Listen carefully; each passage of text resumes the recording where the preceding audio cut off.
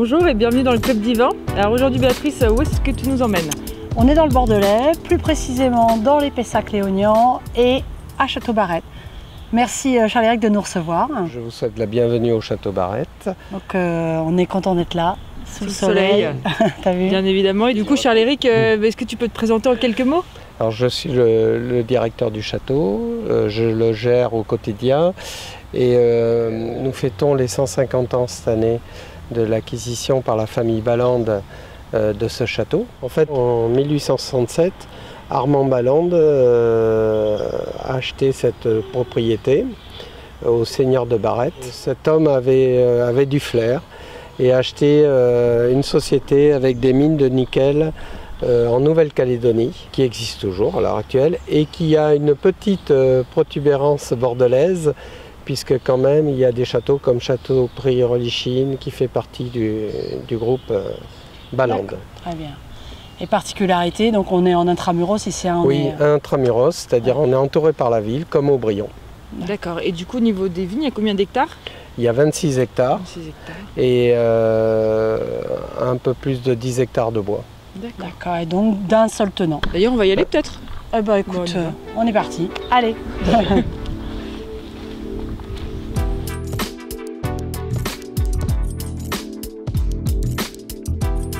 Charles-Éric, là on est au cœur du ton terroir, au cœur des vignes. Est-ce que tu pourrais un peu nous décrire les grandes particularités de ces vignes? Alors le château Barrette, la particularité c'est qu'il y a 80% de graves garonnaises et les 20% c'est plutôt argilo-calcaire. D'accord. Béatrice, tu veux faire un petit... Oui, voilà, les graves. Parce que souvent, pédagogie. évidemment, c'est une appellation d'origine contrôlée, grave.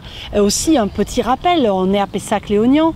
Pessac-Léognan faisait partie des graves. Oui. Et puis, en 1987, il y a eu la création de cette nouvelle appellation qui correspond en fait à toute la partie nord des graves. Donc, peut-être confusion pour certains de se dire qu'est-ce que c'est que des graves? Est-ce que c'est le nom du vin? Est-ce que c'est le nom du sol? En fait, il y a évidemment, il tire son nom des sols qui sont ces fameuses, ces petits cailloux qu'on va voir, et tu vas nous expliquer un petit peu plus tout à l'heure les différents types d'origine de graves. Donc un peu nous expliquer au niveau du stade de développement de la vigne. Alors là on est à, donc comme je disais tout à l'heure, on est à 10-15 jours de la floraison.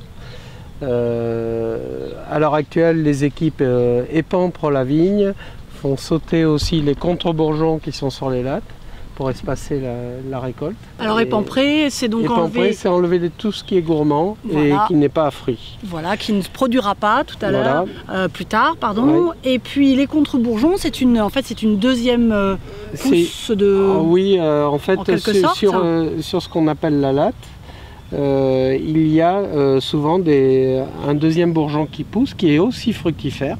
Et pour éviter les amas de grappes, on le fait sauter. Voilà, donc limitation du rendement afin de évidemment promouvoir la qualité plutôt que la quantité. Bon, bah c'est parfait. Il nous reste plus qu'à goûter, je crois. Voilà. Allez, on y va. On y va.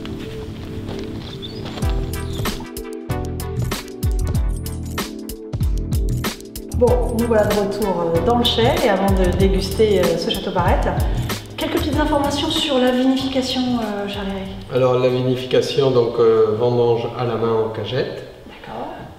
Pressurage direct, ensuite débourbage et entonnage en barrique, c'est-à-dire fermentation en barrique. Et élevage sur lit total jusqu'au mois de juin. Donc ça fait une dizaine de mois. Une dizaine de mois, d'accord, très bien. Alors petite explication peut-être sur débourbage, parce que tout le monde ne sait pas. En fait, quand vous ramassez vos raisins, même si c'est en cagette, ils ne sont pas aussi beaux que si vous les aviez sur votre table, et forcément il peut y avoir quelques éléments supplémentaires non désirés qu'on va appeler les bourbes et qu'on va vouloir enlever. Donc on va les enlever, on va faire un débourbage tout simplement.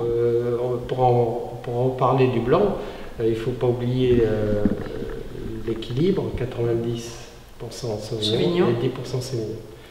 Et ces fameux Sémillons que nous choyons précieusement. C'est les vignes d'après-guerre, c'est ça? Ouais. C'est celle-là. Ouais. Qui vont donner la concentration. Qui vont donner un certain gras qui est assez qui est la particularité de Barrette par rapport à tous les vins de Pessac-Léonard-Blanc, qui est vraiment la particularité de Barrette, un gras très prononcé. Bon. Voilà.